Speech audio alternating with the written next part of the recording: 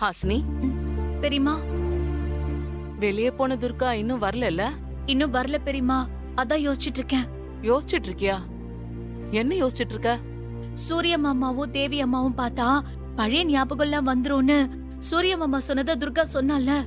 ஆமா, அதுக்குதான் ஏதோ ரூட் கிடைச்சிருக்குன்னு துர்கா போயிருக்கால. அந்த ரூட் என்னவா இருக்கும்? துர்கா என்ன பிளான் பண்ணிருக்கான்னு தெரியாம தான் யோசிச்சுட்டு இருக்கேன். ம்.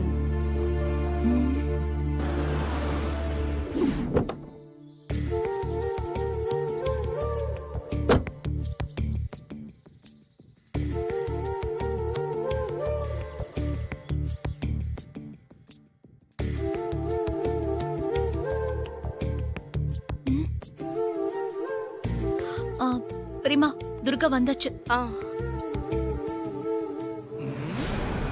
என்ன துர்கா, எதுவும் சொல்லாம அவசரமா கிளம்பி போனியே, என்னாச்சு?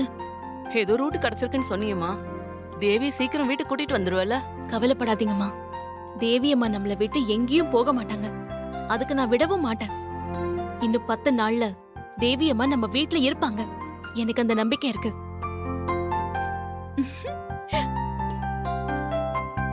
ஆஹா, இன்னும் 10 நாள்ல சுண்டக்கா அந்த வீட்டுக்குள்ள இருக்கும்னு துர்கா சொல்றா. எந்த நம்பிக்கையில சொல்றா? ரொம்ப சந்தோஷம் துர்கா. அம்மா, எங்க கிட்ட கூட சொல்லாம யார பார்க்க போன? சொல்றேன். அம்மா, நம்ம இங்க பேச வேணாம். நம்ம மேல போய் பேசலாம் வாங்க. ம்.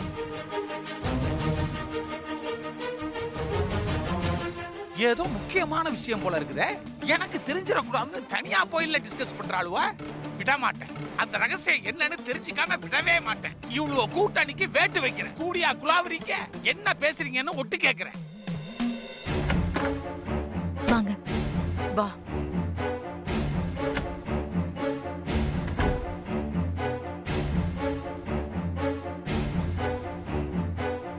அம்மா, நம்ம தேவி அம்மா இருக்கிற வீட்ல ஒரு பெரியம்மா படுத்த படுக்கையா இருக்காங்க.